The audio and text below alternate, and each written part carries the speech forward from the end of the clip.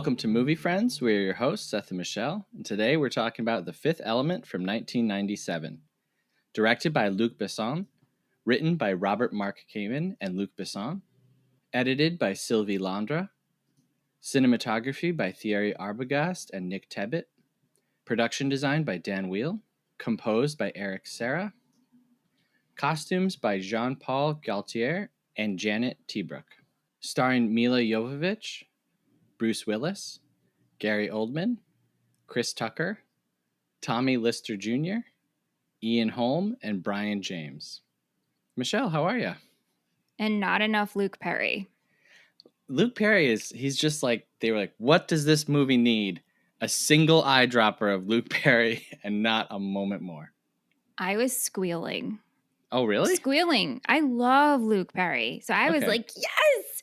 Okay. And then I was waiting for him to come back, and he didn't. Hello, Seth. How are you? I'm good. Michelle was like, I'm going to get this out. I gotta get it in. Can I say that, like, the beginning of this movie is, I don't want to say my favorite part, but like it's like I love it. I think it's great.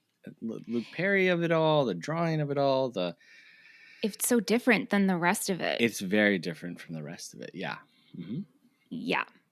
Mm-hmm. But before we get into this movie, we do have a couple of things to talk about. One, it's incredibly hot. Oh my God. Michelle and I are both sweating, so I can't wait to see the video clips from this one. It's going to be pretty wild. By the end of it, we're just going to be Alex Mack puddles. Yes. Oh, to be an Alex Mack puddle. I know. Second, we got some emails.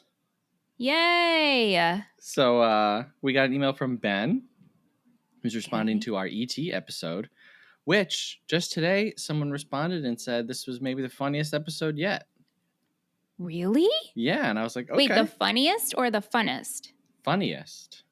Oh, because I think the John Wick episode with your mom is the funniest episode. That was pretty funny too, but wow, that's cool. Yeah. Thanks. So Ben says, Shrek? Seth just can't get away from it. Which, quick little side note, they just announced a set of Shrek Crocs.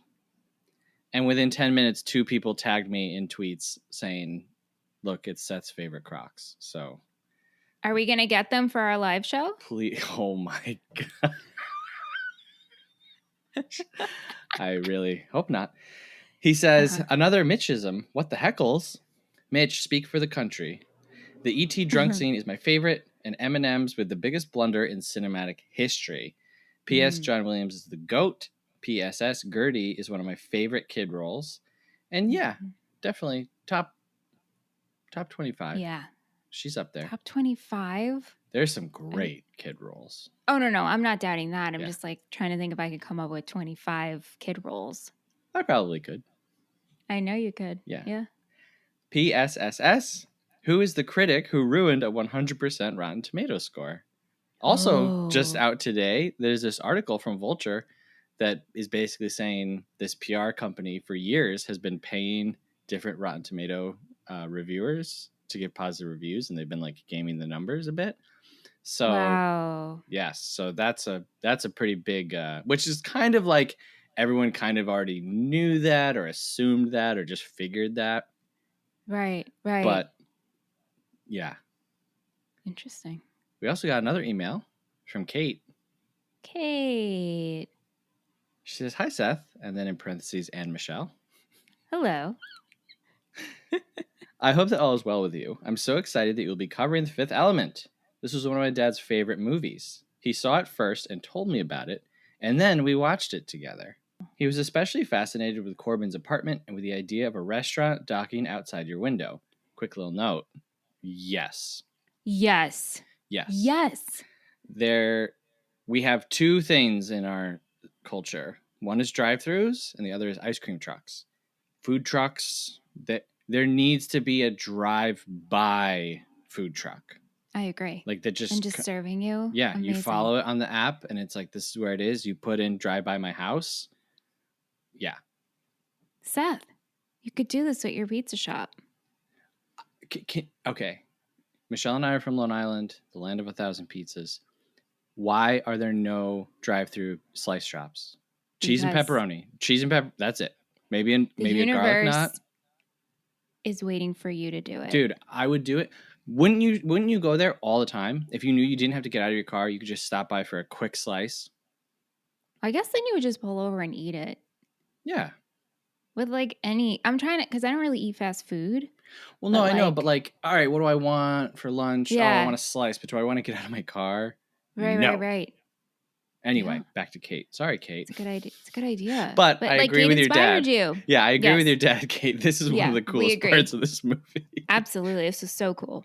I also really love this movie. It's so weird and fun. I think that I could do without the whole love story aspect, though. What do you think this adds to the movie, if anything? And trust me, Kate, we will get to that. Speaking of Luc Besson and Mila Jovovich, I highly recommend Jeanne d'Arc if you haven't already seen it. Also, just this past weekend, I watched Paradise Hills, which was pretty strange, but Mila Jovovich was in it, and she still looks fantastic. A perfect human specimen indeed. Ooh, okay. On another note, Kiki's Delivery Service was my first Ghibli film, and I loved it. So I don't know if she watched it because we put out the episode on it, or if that was just the first one that she watched. Kiki was so polite and sweet, and I loved Gigi. The whole premise is wild, though. A 13-year-old girl setting out on her own with no real plan as to when she will even leave, where she will go, and what she will do when she gets there. But it was a very enjoyable movie. And then in parentheses, she says, I didn't get bored at all, which I talked about at great length. Mm-hmm. And I'm excited to check out some of the others. I can't wait to hear your thoughts. Kate. P.S. This was my dad's favorite line. And then she sent a GIF of the general saying, can I take a picture for the archives? Kate's referring to our Patreon show, Ghibli Gabs, where we talk about the movies of Studio Ghibli. And yeah, last month we did Kiki's Delivery Service. Michelle loved it. I loved it. But if you want to know what we thought, spoiler alert, Seth did not love it, so find out why. What? Am I ruining your marketing scheme? I feel like I'm being framed here. I did love it. I do love it. I love Kiki. I love Gigi. But if you want to know what we think about it, patreon.com/moviefriendspodcast. $5 a month gets you access to 3 additional shows. Michelle, do you realize we do 4 shows? 4 shows. Trust me. I realize it, Seth. Trust me. It's insane. The amount of stuff that we put out each month is stupid. It's crazy. It's the best deal on the internet. It is. And all for like a cup of coffee. Well, that's an expensive cup of coffee. What does coffee cost? Like 50 cents? I don't drink coffee. 50 cents? How old are you? Hey, give me a paper for a nickel and a cup of coffee. I guess I'm just thinking of like Seinfeld. Okay, maybe? Sure. I don't know. Yeah, it's 2023. Okay. Yeah. Well, all right. I guess coffee's gone up. But you know what hasn't gone up? The price of our Patreon. $5 a month. Hey, if you want to be like Kate and Ben, send us an email, moviefriendspodcast@gmail.com. We'd love to hear from you, especially about any episodes that we've done. Or if you're going back, look, we see what gets downloaded each day, man. People are going back. You know what I would really love, Seth? What? I would really love if someone wrote in and saying that they enjoyed the OC episodes. Oh, yeah. If you listen to the OC stuff, let us know what you thought. Let us know if we should do season 2. For me. Just do it for me, guys. Do it for Michelle. Please. And then real quick, and I promise this is it, we got to remind everybody that we're doing a review giveaway on Apple Podcasts. If you leave us a rating and a review anytime between now and December 1st, it enters you into a drawing for a $50 Visa gift card. And, what? And it also just makes us happy. Yeah, and it helps us out, and then our show gets seen more. Yeah. And then more people listen to us. Yes. If you laugh once during this episode, you are legally obligated to give this show a review. Like, I don't make that rule. No, we don't make the rules. That's just how it works. Yeah. I don't want you to get cursed or anything. It is Sci-Fi month. So. You end up with the... Be prepared. The I enjoy this podcast, but I don't help them in any way curse.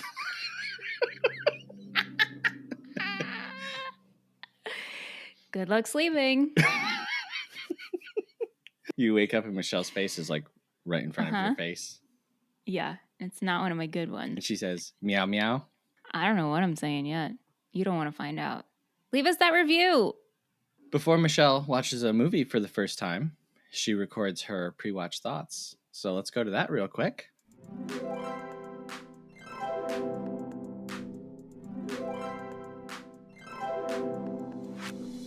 I really know nothing about this movie, The Fifth Element. I've never even heard of it. And every time that I've brought it up in the past couple of weeks, because I've been telling people we're doing Sci-Fi Month, they're like, oh, Fifth Element. It's weird. It's wild. It's good, though. And it's like, wow. Okay. So this movie's going to be kind of a journey, I guess. But if I had to make any kind of prediction, I'm thinking that it has to do with maybe like Earth's elements. So we'll have fire and water, land, Earth itself. Then that makes me think of like Captain Planet. He's our hero. Maybe it's something with like saving the world, right? And of course, add in aliens and robots because it's Sci-Fi Month.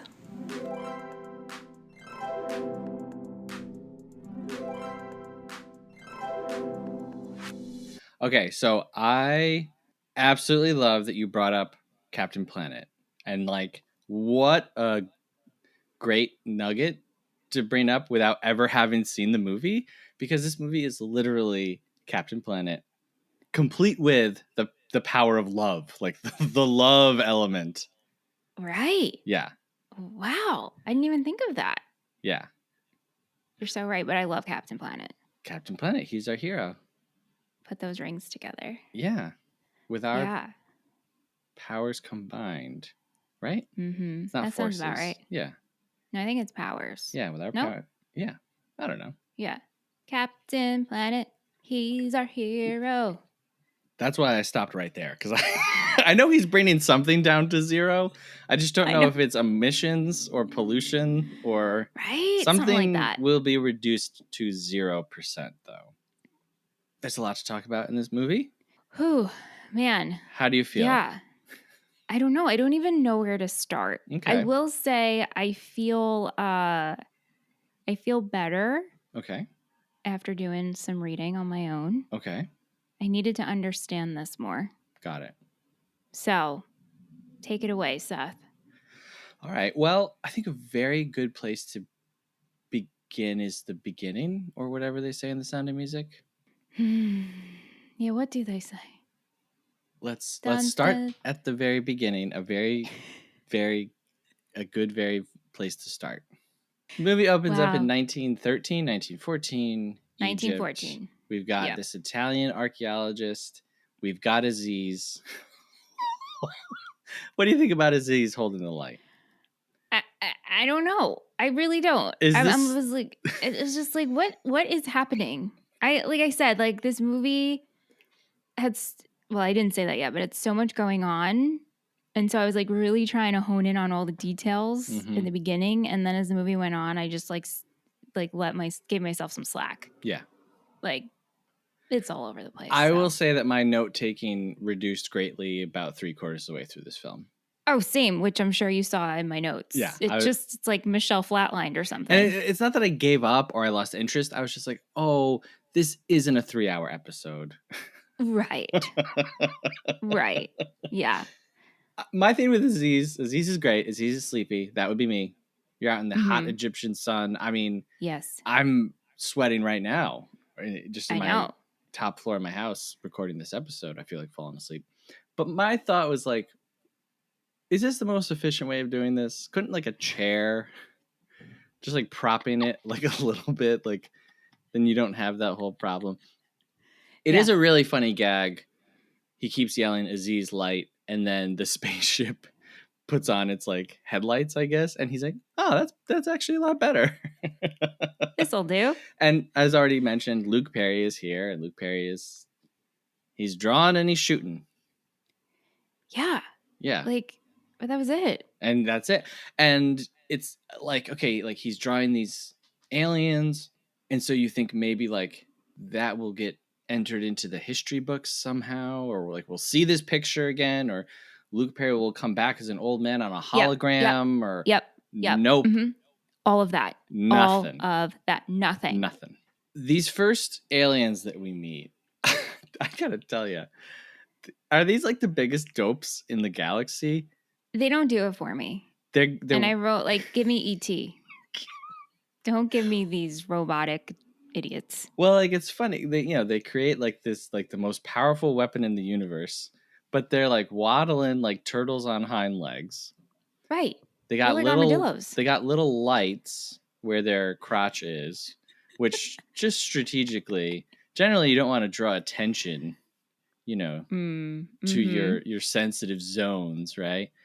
And the one guy gets left behind in the tomb, and they just leave. Like they're just like, okay, that guy had the key, but we got the stone, so it doesn't matter. I will leave him behind. Who cares? And they Right. just split. That's it. So I guess we're supposed to understand that like they put this weapon on Earth because this thing comes every 5,000 years. And so it's not Yes. like in 5,000 years this will happen. Like this has happened before and will happen again.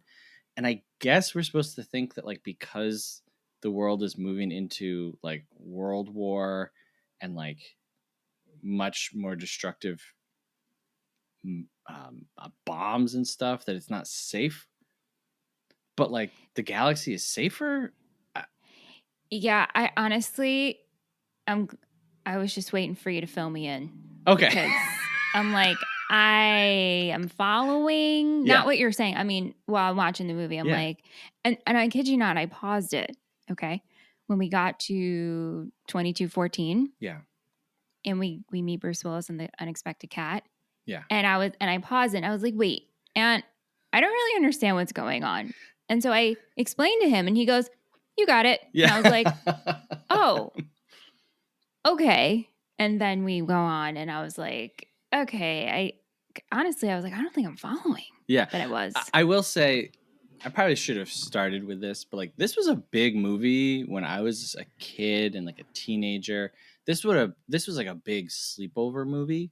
It's like, throw on the Really? Fifth Element. Like, yeah, because it's like action and sci-fi and like funny and crazy. So I am not starting this movie on a bad foot. Like I'm not coming at it like, this movie sucks. The Fifth Element sucks. I mean, I picked it to cover for sci-fi, Right. So Right.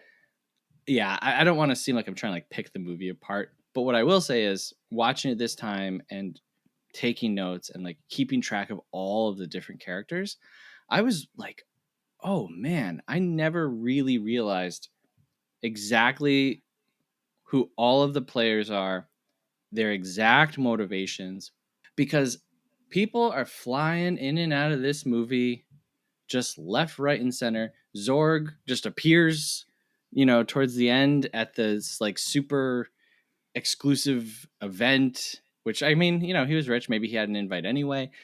He's got lackeys. Then there's like the aliens who can look like other people. And like that was Right. like not throwing me off, but I was like, oh wow, okay. I never really put all of this stuff together. There's a lot of moving parts. There's a lot of scenes that are edited where like people are talking and then you have another scene that's cut in where they're kind of finishing each other's sentences. So yeah. I'm with you. I'm with you on that one. Well, it feels like 3 movies in one. Yes. It feels like it's a little all over the place. And then when I was reading, a lot of people felt this way. And also to learn that it's like essentially 3 scripts in one. Yeah. So I was like, oh, okay, this makes total sense. Because I honestly was like, I think I'm missing the boat on this. Like everybody loves this movie and everyone like seems to understand it. And I'm like, am I just dumb? Sometimes I know who I am. But also, like, there's so much different stories and elements, and we're going back and forth, and I'm there's like, 5 "Ooh." elements. Oh,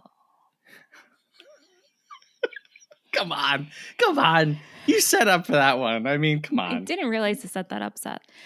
But yeah, No, I'm Okay. there with you, and I think, yeah, and we've said this a few times with other movies. I think at a certain point you do just kind of have to yeah. let it go and like let it wash over you. Something that you said though, people love this movie. Apparently, man. People love it. We always ask people on Twitter what they think about a movie, and I had retweeted the Movie Friends podcast tweet, and I said sci-fi trash or sci-fi masterpiece. And some people were acting offended that I even gave like two ends of the spectrum. Like I was just asking a question and they were like, trash. But most people who responded said both. It's both. It's a Yeah. trashterpiece, or Oh, like I like it's a that. trashy masterpiece, or like it Yeah. is really bad and it is really Uh-huh. good. Yeah. Yeah. The Razzies, which is a organization that I very much do not agree with its existence, they nominated Mila Jovovich and Chris Tucker for Razzies the year that this came out. That doesn't seem right. No. No. That's not. David Edelstein of Slate said, it may or may not be the worst movie ever made, but it is one of the most unhinged. Okay, it's definitely not the worst movie ever made. Right. Come on. That's absurd. That's ridiculous. That's absurd. Yeah, that's ridiculous. It definitely has unhinged moments. Oh, this movie's bonkers off the wall. Yeah. It's not the worst movie ever made. And it's almost like almost every scene has something like just a little off the wall or like a little bit bizarre. Like, okay, we're going to go to McDonald's, but the McDonald's workers are dressed, crazy. Or like, okay, we're going to go to the airport, but the airport has a garbage strike. I guess that was like a little side story that was taken out of the main script, which I would have actually been pretty interested in, to be honest with you. Because, at one point, the person at the desk says, "Oh, sorry for the mess." And then it's just not mentioned again. But like there's a mountain of trash in the background. I mean, to the costumes, to the music, it's unhinged. This movie's crazy. Yeah, and this whole futuristic looking aesthetic, obviously, right, takes place 2020, 2214. Didn't it feel very 80s? It felt 80s futuristic. Sure, yeah. Like it didn't feel like it was the 90s making the future or the early 2000s making the future. It felt like what the 80s would portray the future to be. Mm-hmm. Yeah. Yeah, And sorry to cut you off. Corbin Dallas's apartment looks so familiar to me. Oh, I felt like I've seen that before. Yeah. I love the apartment.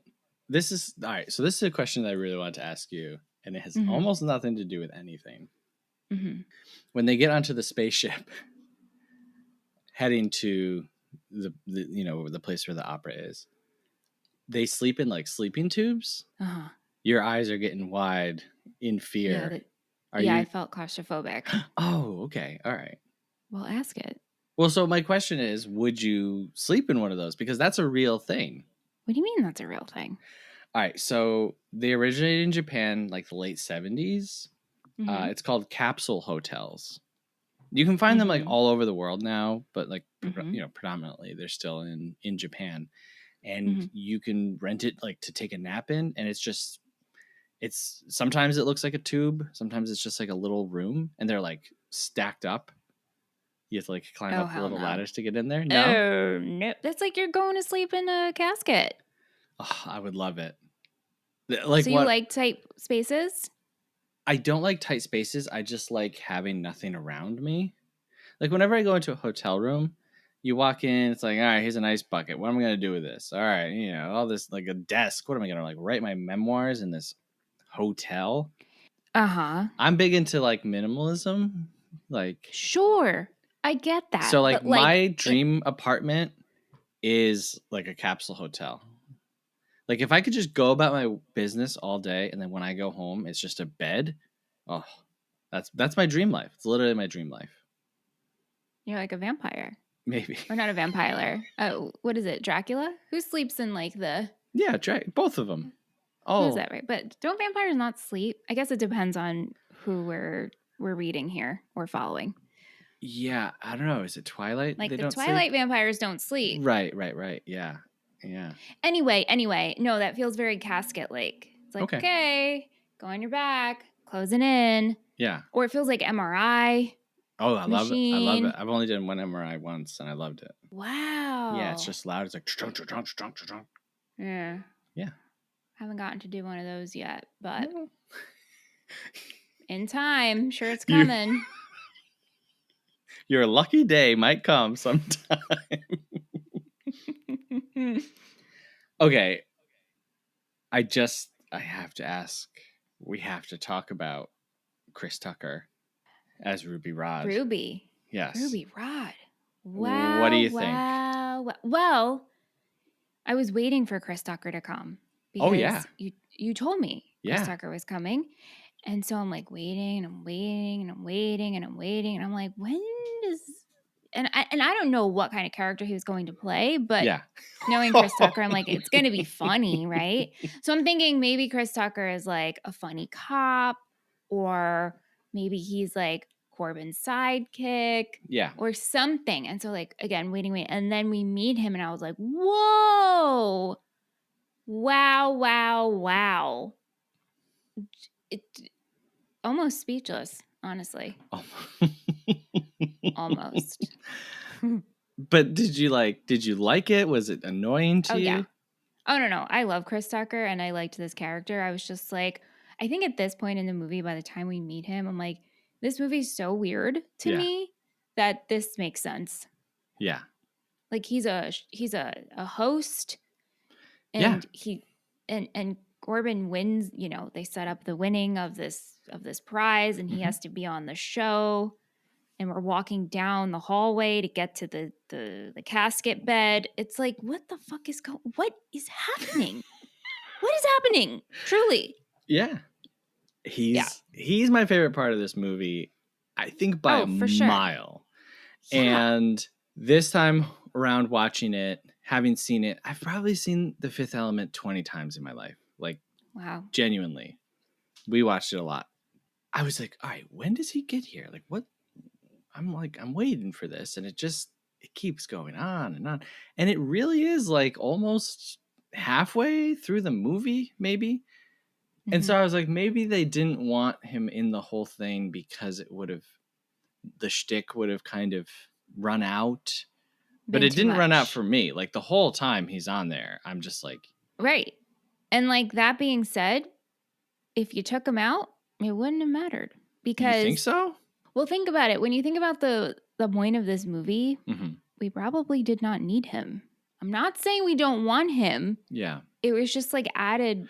It was Yeah. zhuzh. You know It what was this? little zhuzh. He was the zhuzh. So fun to say zhuzh. Can you explain Judge? Maybe. Like a little, like adding like a little sparkle, Yeah. a little element of spectacular, Yeah. right? Yeah. But it's not necessary. You don't need it, but a little zhuzh helps. This movie very much reminds me of playing a role-playing game, a video game.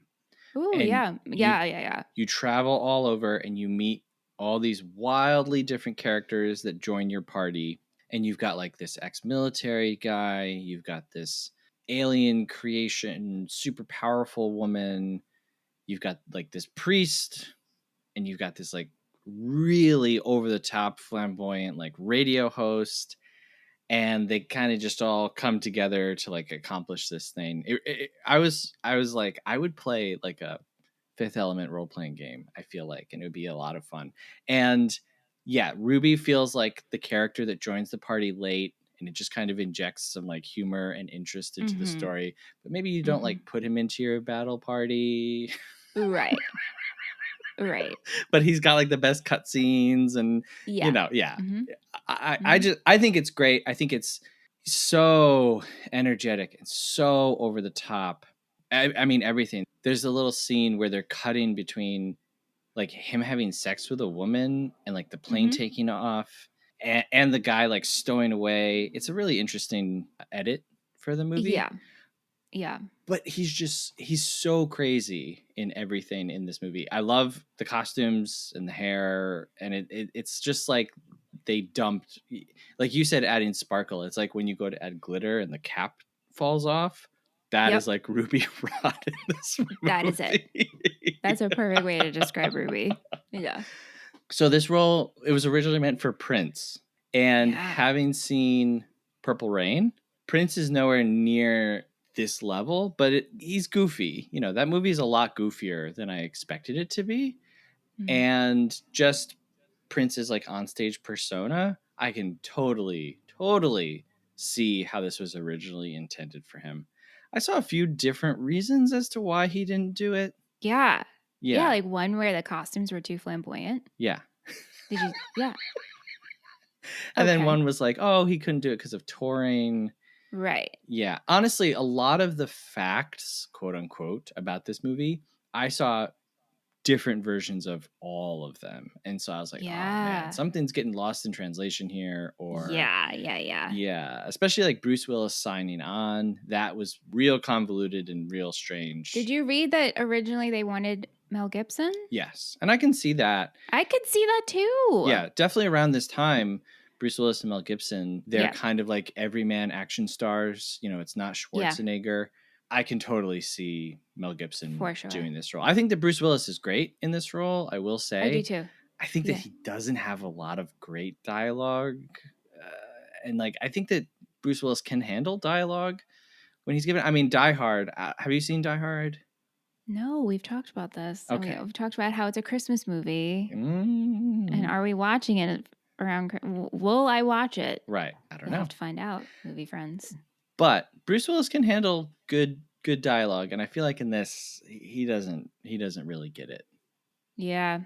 He played the role well though. I felt. I love the bleach hair.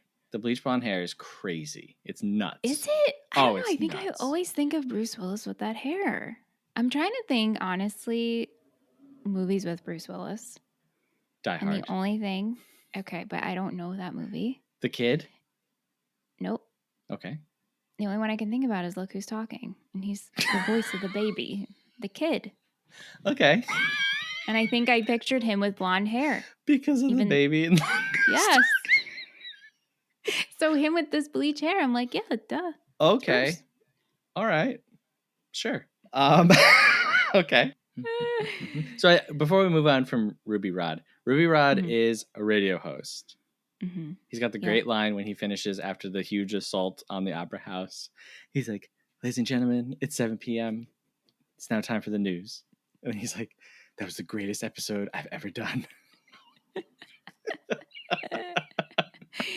That was great. The whole time when he's like, ladies and gentlemen, I'm going to try and get closer. So since he's a radio host, which one of us between you and me do you think is more like Ruby Rod? Oh my gosh. Well, probably me because I had the zhuzh. No offense. So I'm like the Bruce Willis, like you put the microphone in my face and I'm like, yeah. The way he got so mad at Corbin's like one word answers. Yes. No, I think we're both a little Ruby. Mm-hmm. But like, well, you're Mitch I'm Ruby. Mitch Ruby. Yeah. So, you know. Instead of Ruby Rod, you're Ruby Mitch. That's right. Yeah. That's right. What do you think? Do you feel you're more Ruby than me? I don't have his...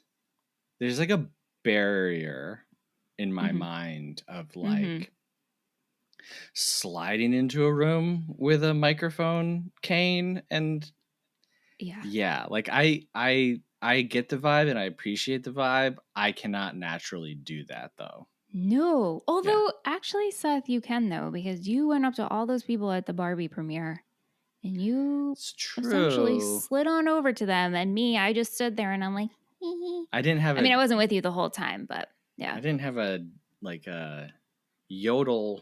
A yodel? Yeah, you know the Dairy Swiss. What's her name? Snack Little cake? Debbie? Dairy Swiss. What did I call her?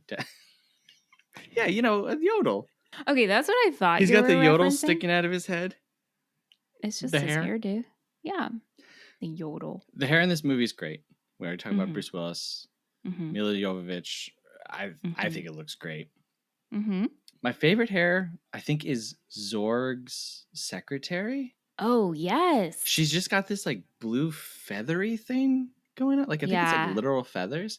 But each time they cut to her, I was like, you did not need to go this hard on her hair. I know, and it's always so up close. She was one shot only. Okay, Zorg's plastic half cap situation. Yeah. Wow. Love it. Wow. Like it is the dumbest design. I know. But I love it. Like I just don't it's like almost like, all right, no notes. Like no, you just accept it. Yes. It's so true. I would never do this. I would never think of this. I don't necessarily love it, but I get this person. You Like get it. the high collar, even like the tiny little soul patch, which that was a Yeah. huge thing. I Huge know. thing in the 90s. When's the last time you saw a soul patch? Yeah. It's been a minute. Right? It's been a Like minute. you still Yeah. see goatees, not as Yep. much, not as much Yep. as we used to, for sure. You know now all I'm going to see are soul patches, right? That's what Please, happens. if you have a soul patch sighting, let me know. Yo, if you have a soul patch, send us a selfie. Is Well, that weird? I don't know that I want to Soul see it. patch selfie, hashtag. But yeah, it's what I love most about Zorg is his accent. Mm-hmm. That Gary Oldman chose to do this like southern accent, a southern accent in the future. Right. It's Yeah. it's kind of, I don't know, like I feel like it's like kind of an inspired choice, or maybe they just Yeah. like spun a wheel and it landed on that. And he's like, sure, I'll do that. Where does Zorg reside? Gunland, I don't know. Because it's not New York, right? Because Corbin's in New York. I don't think so. You know, famously, they never interact in this movie. Right. I know. And it's like, oh, but Zorg's the bad guy. Zorg is not the bad guy. Death Planet is the bad guy, which right. there is so much to talk about in this movie. My goodness. It seems like a crazy dream. You wake up and you tell someone your dream. Yeah. This is this. Yeah. And then the planet shot out a skull flame and ate the spaceship. Like what? And just when you think it's over, it's not over. You know what this movie is? It's like there was like everyone was sitting around a table writing, and every time a scene was almost finished, this guy who'd been like sleeping the whole time jerks awake out of a fever dream, and he's like, wait, wouldn't it be cool if, and whatever he suggested, they were like, yep. They're like, yes. Yeah. Rewrite it. Rewrite the whole thing. Yeah. Oh, the scientist who's gonna use the DNA to recreate the alien body. Yeah. What if we just put his face under a black light for a second and it looked like he had been splattered with blood? Just half a second. No big deal. That'd be cool, right? Put it in. Yes. Yes. Yes. Every idea to them was like, that's great. Right. It doesn't have to make sense. It doesn't even have to correlate with the other stories that's happening. Right. Just put it in. Right. Just put it in.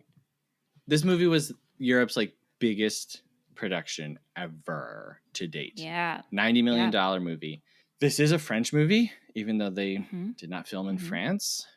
It feels like the pitch was, here's the next Star Wars. Like, you want the next Star Wars? Here's the next Star Wars epic movie. But Star Wars has a very, very cohesive, like, design and flow. Think about like the cantina scene from the first Star Wars. You have all these different creatures in there, and some of them are like a little wacky, but for the most part, you get it. I just walked into a bar on an alien planet. This movie, I'm not saying anything bad about the production design. I think the production design is this movie's greatest strength. Like, it looks great. The costumes are great. This movie looks really great, but it is just kind of like, I don't know. You can't really be prepared for whatever's coming next. Yeah. And also, like, honestly, if we cut out a lot of the fluff, the movie could have been a lot shorter. Yeah. And that is one thing that I will say does not need to be 2 hours and 6 minutes. No. Just do a little bit less, you know. Yeah. We haven't talked about Leeloo yet, which I know. We got to talk about her. She is the star of this film. A lot of people put Bruce Willis first. I don't really buy that. Yeah. Oh, yeah. No, she's the star. Yeah. She's 100%. She's the star. It's about her. You know, most of the arc is her. A lot of the flack that this movie gets is for infantilizing her and like making her like, oh, I'm so stupid and I don't really know a lot and I don't know not to. Is that what people say? Oh, yes. How could they say that about her? I don't understand. Like, she literally can process and learns information like that. Because she talks like a little kid. Yeah, because she doesn't know English. She's learning English. She's speaking her. I'm not arguing against you because we're on the same side. But do you know what I'm saying? Like, oh, you mean like her how she's like enunciating. Maybe. I will say, like, I don't have as big of a problem with it as people do. Knowing Luc Besson's history, I Mm-hmm. understand where people get that, the basis for their problem with her Got it. character. Okay. I guess I'm just kind of confused about, again, like the technical parts of this. When the aliens first come to the planet and they take the casket and the stones, Right. she's in that casket. Like, she is the weapon in the She was middle. like mummified, Yeah, kind of. right. And so when their ship is destroyed and they recover just Mm-hmm. the hand is not like a human hand. And so, like, was she inside of like a suit of armor inside of the sarcophagus? Yeah, I don't know. See, these are details that I just accepted. Right. Because too, it's like, okay, so every 5,000 years. So, you know, do they just wake her up and she beams light up and then they put her back to sleep? Was she conscious? Right. And I guess she's not really human. She's an element, right? Right. So I wonder if she always presents as a human form, Right. Yeah. or is she just an element How much of it when was like needed? the DNA machine Right. kind of like Yeah. making Yes. that's where I need a little Yeah. more. I need a Mhm. flashback to 5,000 years ago. Yeah, like how we made. And I Yeah. need to see Leeloo like in a suit of armor or like taking part in a battle. I need something because So smart, Seth. it Yes, just I agree. I don't get, and I feel like that would also help explain like what is going on here, because she does, it's not like she can't, like, your point really does kind of answer a lot of it, is like she's learning English. She already speaks the language. She speaks another Hmm. language. Hmm. But yeah, it's just the whole thing of like Mila was only 21, I think, when they made this. Yeah, like, and that's another thing going back to like reading weird, like different facts. I read 19, I read 20, I Yeah. read 21. I'm like, was it shooting age when it came out Yeah, age? yeah, yeah. Just give me, right. Young. She Yeah. was young. And so the I guess, the point of that argument is just that she is young, she's sexualized throughout the entire film, and she's Yeah. also made to be kind of naive and dumb, Yeah. Yeah. where she should be kicking everybody's butt and she should be leading the charge, and she doesn't need Bruce Willis, and you know what I mean? Like, No, I do. Bruce Willis is in a shootout with 100 aliens and doesn't get shot once.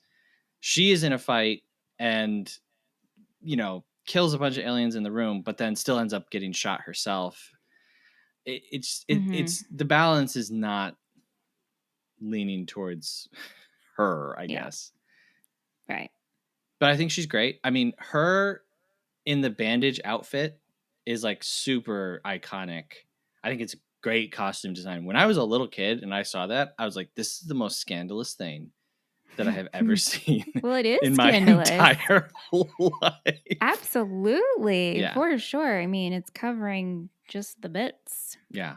How did you feel about Bruce Willis like kissing her while she's I sleeping? hated it. And then she like comes Hate. up with a gun to his head? Uh-huh.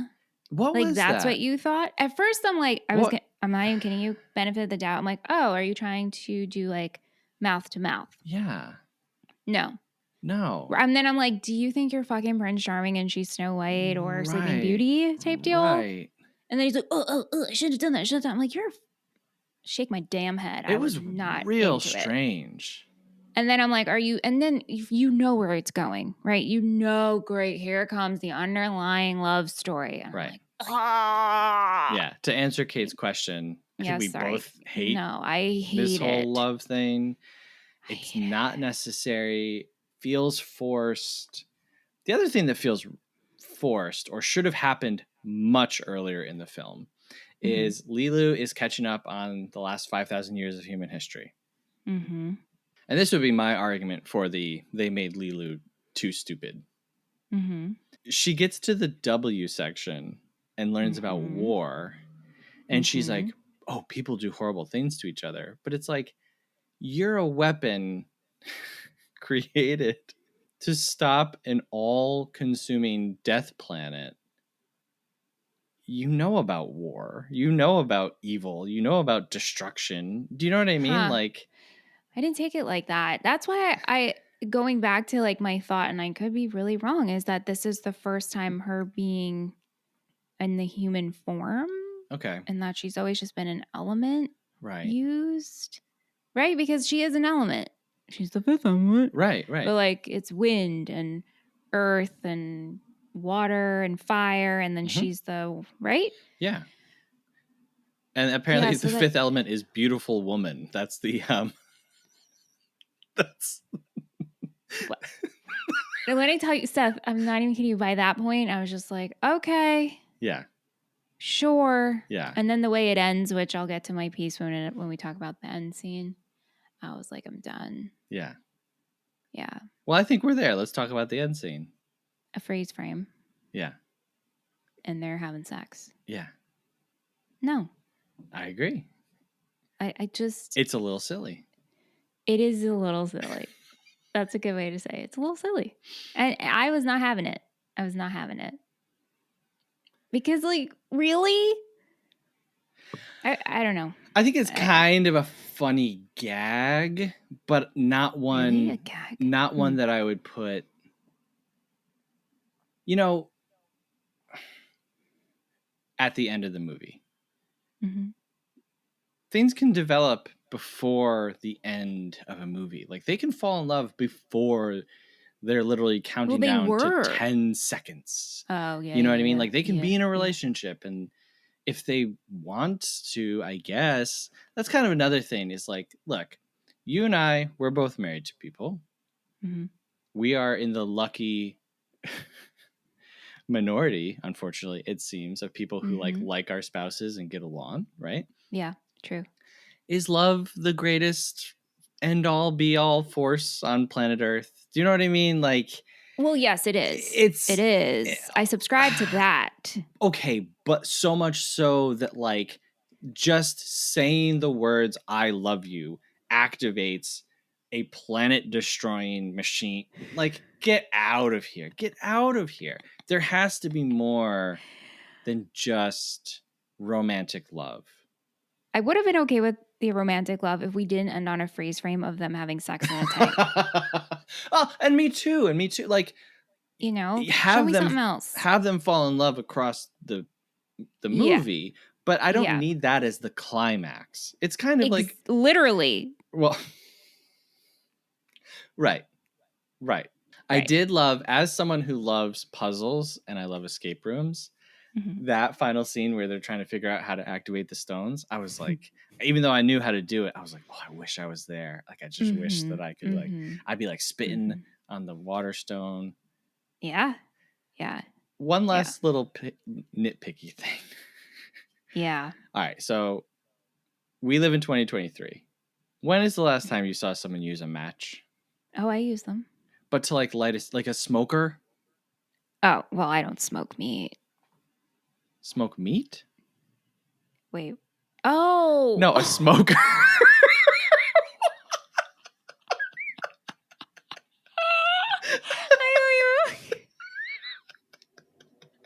I thought you meant like this. Oh my god. Oh, okay. I'm like really sweating now. Okay, all right. So I meant a smoker like this? cigarettes, not a meat smoker. Right. I don't walk up to people who are preparing a 20-pound rump roast for a 15-hour smoke session and say, "I can't believe you're using matches."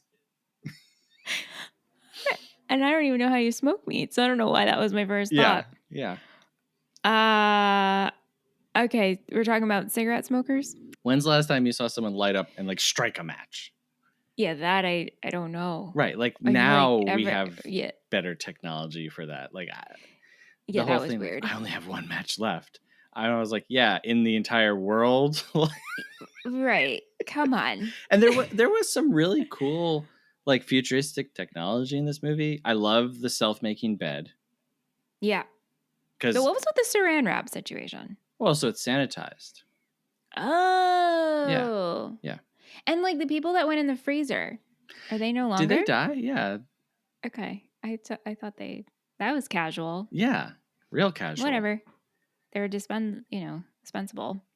I also loved, even though I don't wear makeup, the like makeup box that Leeloo Very puts over cool. her face, and it's just like, and then you get a whole Oh wow. That'd be face. so cool. Is that what you call it? A face? Sure. Yeah. I don't know. A look. A look. Yeah. You got a whole look. That's very cool. Very cool. So yeah, I just think that there should be a futuristic lighter. But hey, it created a little bit of tension. Yeah. Should we talk about the whole destination, the paradise? Yeah, What's it called? I have no idea. Okay. But you know what I'm talking about. I do. Obviously. That was actually my last kind of like Okay. note. Oh, Was yeah. on the diva. Yeah. Tell me about. Okay. Whoa. It looks like all the joy just got sucked out of Michelle's face when I asked her about the diva. Tell me about this. Oh, gosh. I feel like people are going to be like, wow, Michelle really just, she's missing the boat on this one. By this point, I was like, come on, cut it. Cut it out. Cut it. We don't need a whole opera singing moment. Okay. I mean, the costume was cool. Yep. Beautiful singing. But at this point, I checked out. Oh, good. You have a light on. Seth's been like sitting in the dark over here. We're recording a lot later than we normally do. And so I normally use all natural light in the room. Yeah. And then nice. It's like when it went dark on your mom. the sun, yes. Yeah, I mean, I don't know. Maybe if it happened earlier, I would have felt different. I think I was just waiting for this movie to get to a resolution. Sure. So this felt very filler to me, even though she had information. Yeah, this scene has always stood out to me as something I didn't like. And oh, really?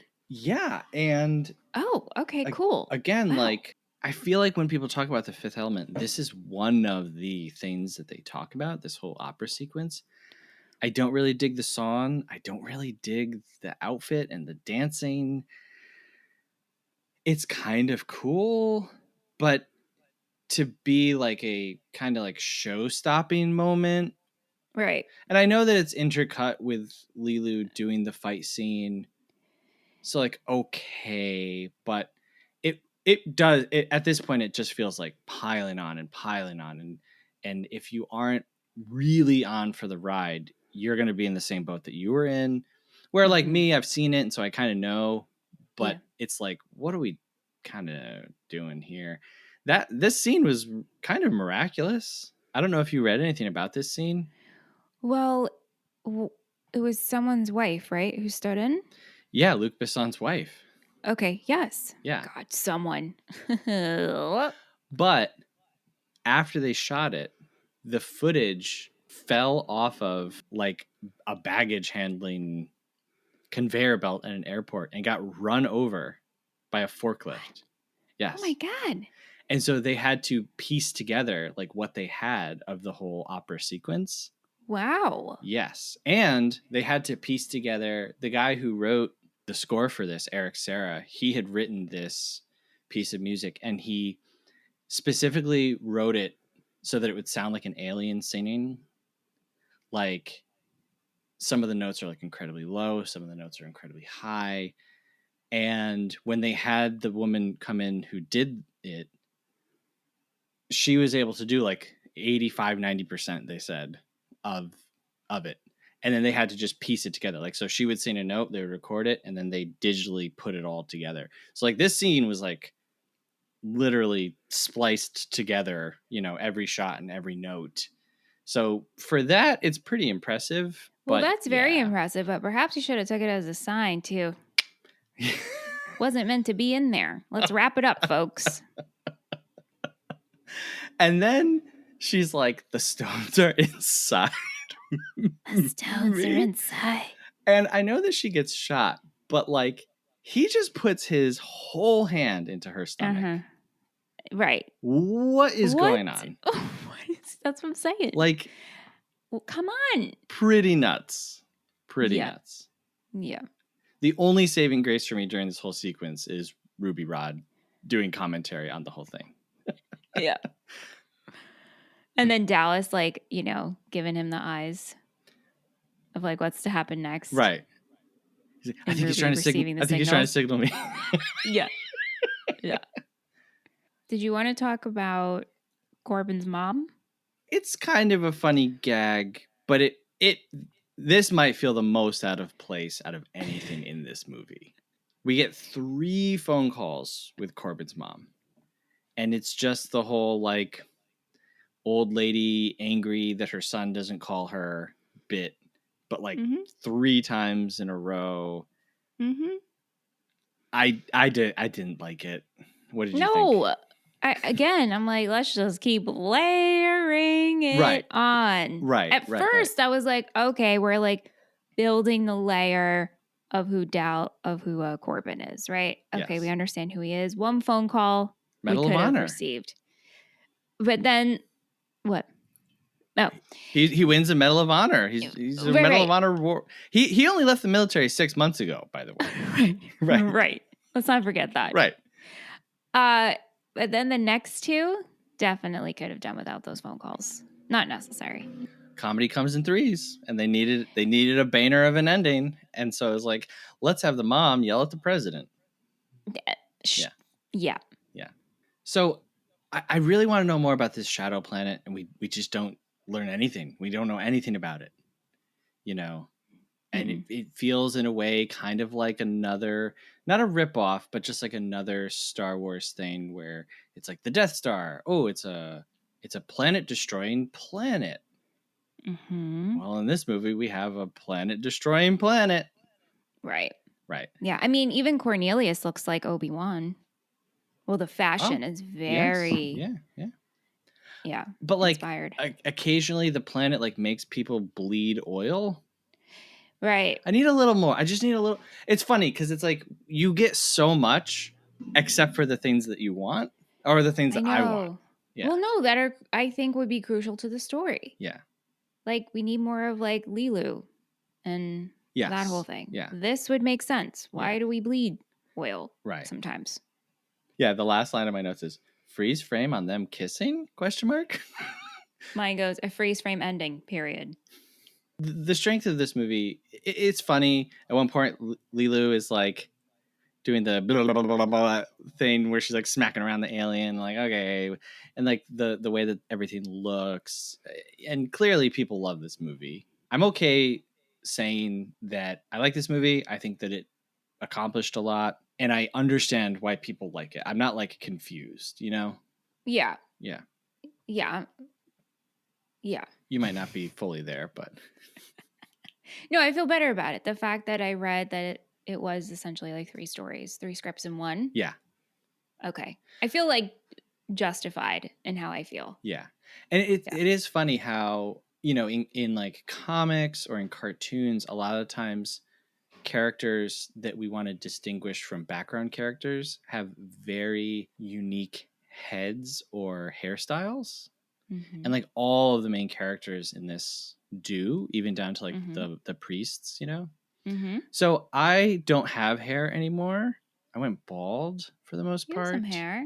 I have a little bit of hair. I'm looking at it right now. I know, but if I tip my head down. But you have a lot of hair. So would you ever do something crazy with your hair? Like the Zorg receptionist? Like or I live my everyday life as Michelle? Yeah, you. No, I would have done it already. Oh, okay. If I felt I could rock a shaved head, I'd probably shave my head. Really? Yeah, just because I love my long hair, but I hate doing it. Okay. If I could never style my hair for the rest of my life, that would be amazing. If I could just get blowouts, that's my favorite thing ever, is to get a blowout. Yeah. Mm-hmm. So that's like, yeah, me too. Yeah, I mean, I do that all the time. Obviously. Yeah. See, I have 2 kids, and so a blowout is something very different. A blowout is when a diaper did not do its job. So, Yes, I so do that's know that term immediately, of blowout. yeah, that's immediately what I went to. It's like, ugh. Right. So Right. you'll never like try it. You don't want to risk No. it. No. Mm-mm. Wow. Not Okay. not right now in my life. See, like I I'm so like jealous because I always did weird stuff with my hair, mm-hmm.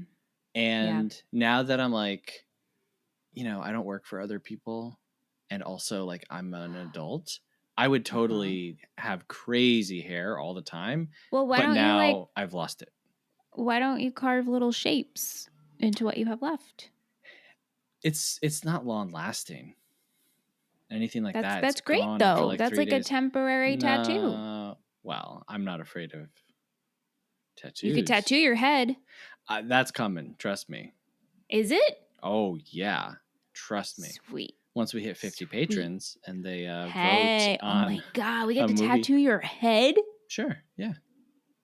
Guys, we have not talked about this in a while, but if we get 50 patrons, you get to pick Seth's tattoo. Yeah, I'll put something on the side of my head. Why Yeah, not? Shrek. I Yeah, want Shrek because on then your head so I can just bad. grow my hair over it if I don't want. That's the rule. You can't grow hair over the tattoo. Oh man. You have to keep that part shaved. Oh, it's like a little window. Can you like just make a little window and Shrek peeking out and waving? Hi, Seth. So this movie was made for $90 million. Goes on to make 263 worldwide. It was France's biggest movie for a really long time. I think until The Intouchables in 2011. It's got a 3.7 on Letterboxd, 52 on Metacritic, which is maybe like the lowest that we've done, which is Wow. pretty surprising. But this movie is pretty divisive, man. Like I Mm-hmm. really think you either like love it or leave it. Like it just seems like a Mm-hmm. mess, or it Yeah. seems like a lot of fun. Yeah. So we reached out to some friends on Twitter to ask them what they thought. Melissa at Melissa's Profile. Melissa's profile. Yeah, it's so good, right? Yes. So good.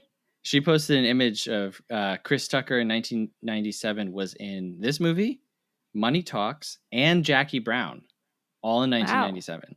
And then she said only Leo, James Cameron, and Celine Dion had a better 1997. Oh my gosh. That lineup.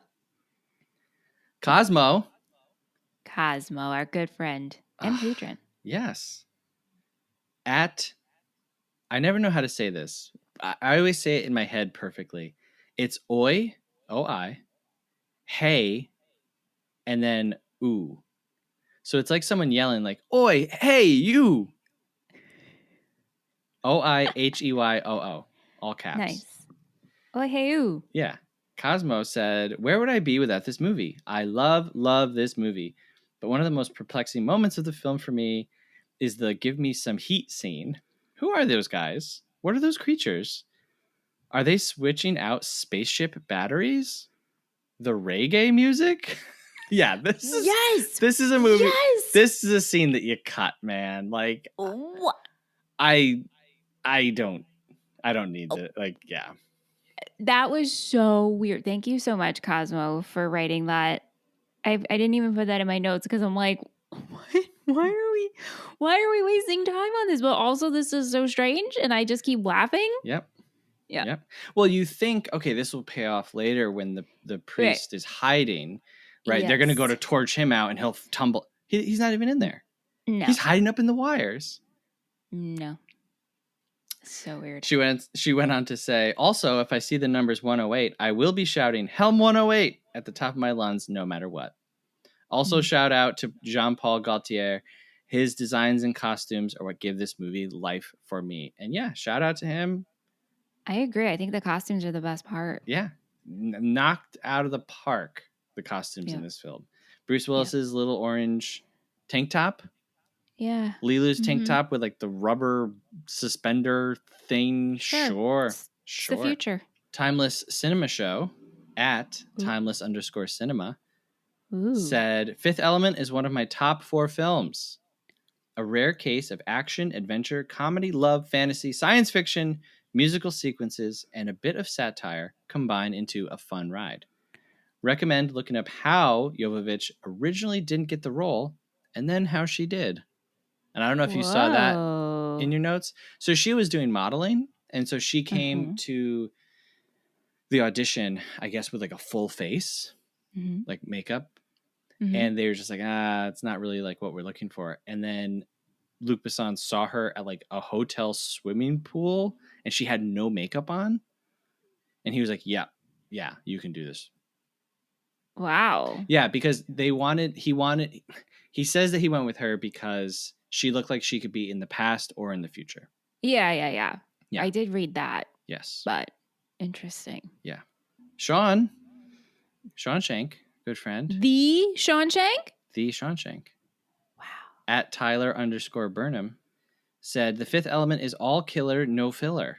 Think of your favorite album to listen to. One where you love every song and know them all by heart. That is the fifth element to me.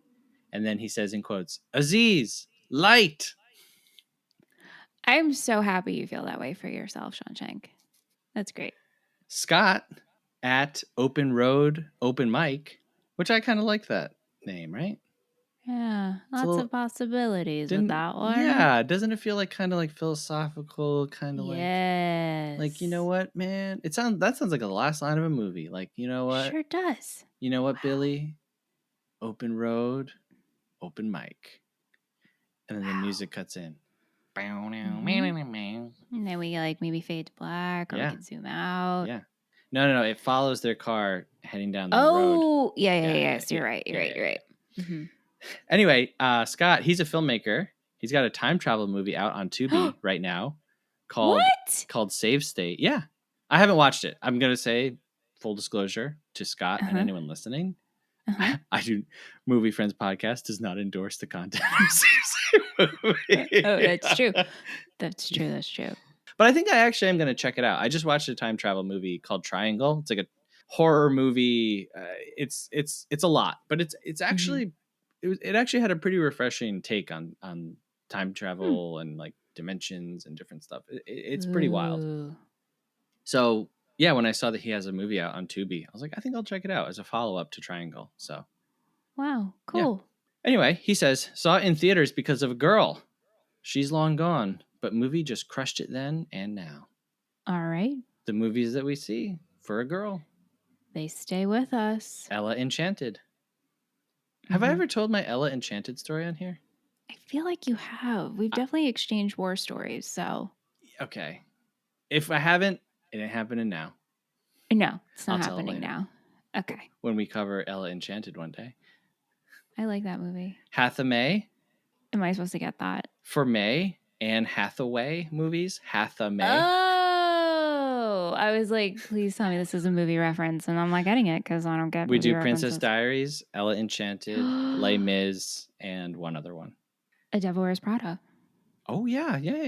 Send us an email. I love The Devil Wears Prada so much. If you want to see us do Hathaway, send us an email, moviefriendspodcast@gmail.com. Subject line, #Hathaway. Silly Goose Magoo at Show and Mad Love. Hey, Magoo. Our favorite Texan said trash? Wow. Question mark? No. Camp?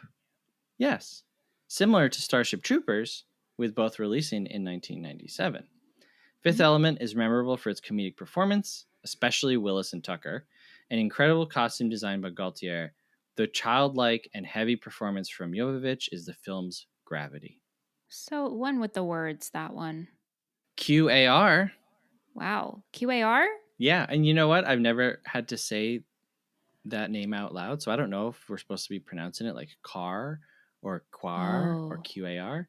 At Q_Romy Rome.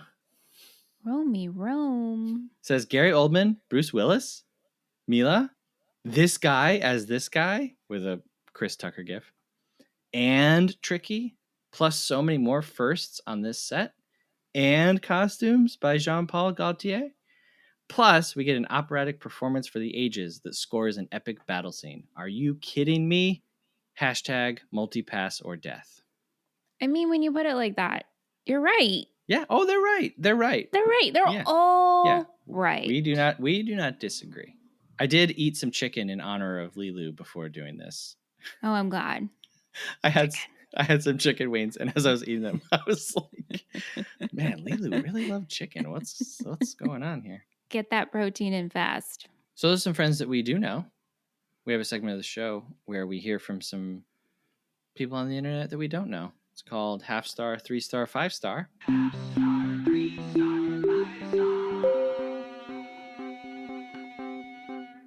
All right, so these are reviews from letterboxd.com. We start with a half-star review, which is the lowest rating that you can give a movie. And we go all the way up to a 5-star review, which is the highest rating that you can give a movie. And the half-star review, I don't know. I don't know what I should do this one in. Leeloo? I don't know if I can do that. I don't know if I should do that. Yeah, no, you're right.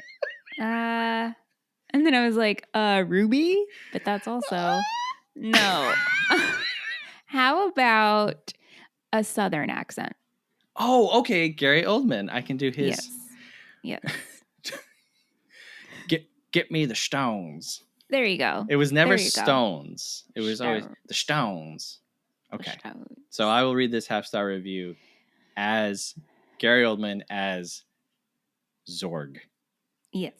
Best quote from the movie. Time doesn't matter. Oh, not time. How do Southern people talk? Time. Time doesn't matter. Only life does. It's in there so that when the movie ends, you aren't mad about losing 2 hours. You're happy that you finished the movie alive. I am not even being dramatic. I think this is the worst movie I've ever seen. Kind of fun, though. I don't know. What a way to end a half-star review, right? I don't know. I feel like I can relate because I have always like, you feel one way, but you're like, this was bad. Right. This was fun. That's how I felt. I kind of agree with that. Like, I'm not being dramatic. I think this is the worst movie I've ever seen. Kind of fun, though. I don't know. Kind of fun. I mean, it's not great, yeah. but What am I saying? 3-star review says, very silly, a bit unexpectedly strange about women, question mark. I liked the aliens. I liked Ruby and Corbin. The physical world settings were cool, but I was kind of weirded out by how women were portrayed. And then it gives the like down face where like the eyes are down and like the eyebrows are like a little, it's like. Yeah. So that was the 3-star review. Okay. Right. Right. 5-star review says Bruised Willis, which is a fun nickname. Uh-huh. Bruised Willis, about to let the earth explode because he can't tell another human he loves them. Really makes me feel seen, though.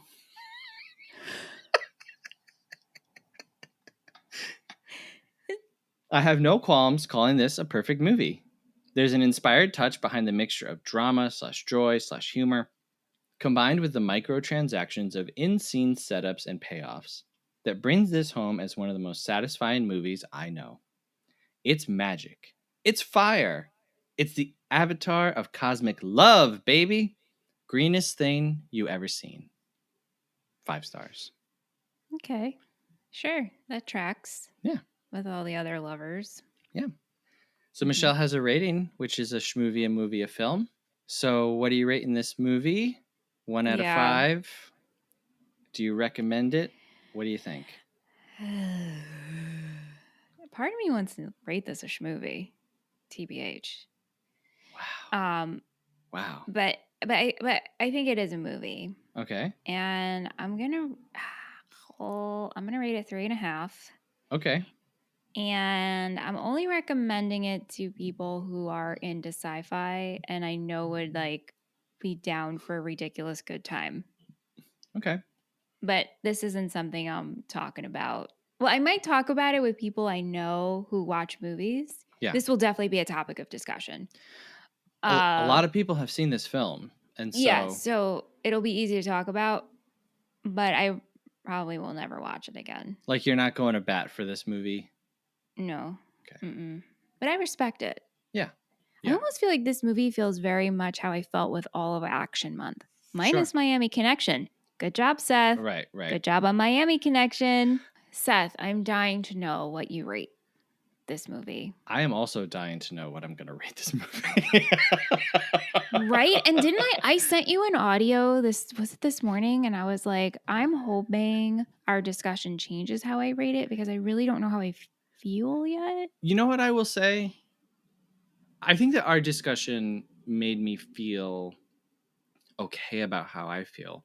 But I think what helped me maybe see this movie differently was reading like all the responses from the people that we know and like seeing a lot of the love for it. There's a lot of legitimate points to be made about this movie, but then you always have to add on to it asterisk. It's kind of fun though. Right. You know and what I mean? My half is it's kind of fun, like the zhuzh, but really I feel like it's 3 stars. Right. And so Yeah. there's something undeniable, it seems like, across the board. Even this half-star person. It's like, this is the worst movie that I've ever seen, but it's still fun. And like we already said earlier, it's absurd to even suggest. It's absurd to nominate these two actors for Razzies for that. They're not doing a bad job in this movie. No one. I would say no one's doing a bad job in this movie. It's not the acting that's the problem. Yeah. And Silly Goose brought up Starship Troopers. There are movies that have like a certain tone. This is a French production using English speaking actors. So we're always going to have this little bit of like translation going where we're putting in like another culture's spin. Why didn't we use something. French actors? If this is a French production I don't know. Maybe this would have been better. Maybe. But like there's always going to be like a little filtering through. Yeah. You know what I mean? Anyway, okay, I'm beating around the bush. Yeah, you are. This is a movie, definitely. And I think that I'm going to say 3.5 stars as well. Okay, cool. Because sweet. Last night when I finished, I said, I think that this is a 3-star movie, and I think that I feel 100% okay with that. And I don't mean it kind of in any negative way. Yeah. And I don't even want to say like, this isn't for me. I don't even want to say that. Right. Like, I think that maybe this is for me. It's just okay. Not as much for me as it was when I was 16. Yeah. And even saying that, it sounds very diminishing, like of people's opinions of it. Like I'm not going to sit here and say like, oh, it's not a serious movie or it's not a movie to be taken seriously. I think that I'm just past the point in my life where I like really loved it. Mm-hmm. Yeah. Cool. I feel like we feel the same. It's pretty nice, actually. Yeah. Wow. So we don't have a lot of movies where we rate it the same and rank it the same, and it's weird. So it's odd that this is one of them, to be honest with you. I know. I don't know how to feel right now. That's okay. I guess so. Here's how you should feel right now. Excited for next week's episode because we are going to be talking about one of my favorite movies ever. Really? Ever. This is a top 25 to top 10 film for me. Whoa. Yeah. Wow. Are you going to tell us what it is? We're going to be talking about Planet of the Apes from 1968. It's directed by Franklin J. Schaffner. It's 112 minutes. Okay. And unfortunately, at this time, it is not streaming anywhere. It was when we picked it. It ain't now. That's okay. I usually rent them anyway. Yeah. So my apologies, people. I don't know what to tell you about a headspace. Don't worry about the headspace. Yeah. I know where I need to be. Yeah, you haven't seen any Planet of the Apes stuff. No. So yeah, I would say honestly, just go in with no expectations, go in with nothing. I'm excited that it's you said 68? 1968, yep. Yeah. Give me some good 60s, 70s like sci-fi stuff. Yeah. That's I'm excited at the potential of you loving it, and I'm really excited at the potential of you hating it, honestly. Like sometimes I'm nervous, like, oh, will she like it? Will she hate it? I don't care. If you hate it, Or if you love it, I think either one will be great. Well, I think it's also like I know Planet of the Apes. Like I know of it. I've Sure. heard of it before. It's not like Tampooboo. Well, also with where the you're name, like, you know, sure, you kind of but know you're what to like, expect.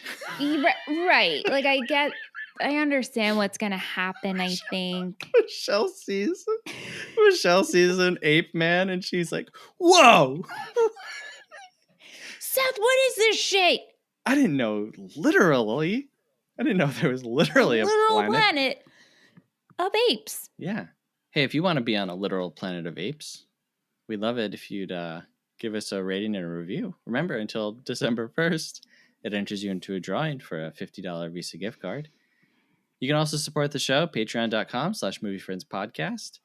$5 a month gets you access to 3 additional shows. We already mentioned earlier, Ghibli Gabs. You get Weirdcast, where we're talking about Freaks and Geeks episode by episode. That show should really just be titled Seth and Michelle TMI.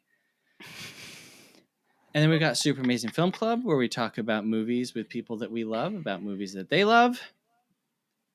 You also get access to our patron-only Discord, and you can talk to us about cats and pumpkin pie. You can also send us an email, moviefriendspodcast@gmail.com. Follow us on Twitter and Instagram, moviefriendspodcast. And yeah, once we hit 50 patrons, I'm going to let everyone vote on a tattoo. And it can be anything. On his head. Anything movie related. Shrek on Seth's head with a little haircut window. It can be Shrek. It can be Ruby Rod.